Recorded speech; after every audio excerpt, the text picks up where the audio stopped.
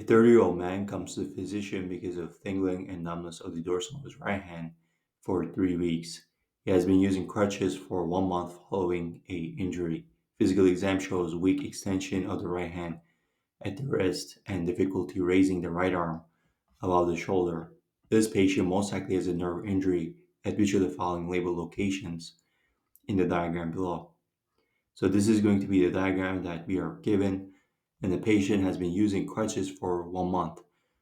Now, if we have something like, for example, like crutches, where the person is using it for a prolonged time, the crutches can actually compress the brachial plexus. Remember that the brachial plexus is going to run like this. And so if you are putting pressure to the brachial plexus with the crutches, then you can potentially compress it. Now, the patient is presenting with weak extension of the right hand at the wrist. The nerve that is going to be doing extension at the wrist is going to be the radial nerve. And in this diagram, the radial nerve is going to be found over here.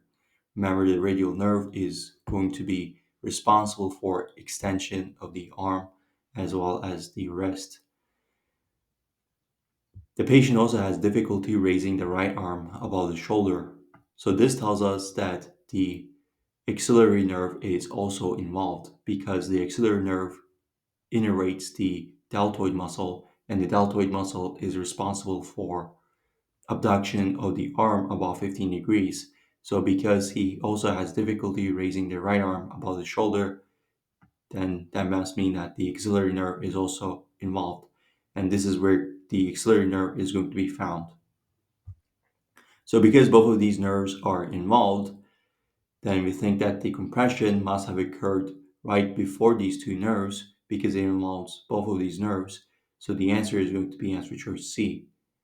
So the posterior cord must have been compressed by the crutches, resulting in the symptoms that the patient is experiencing.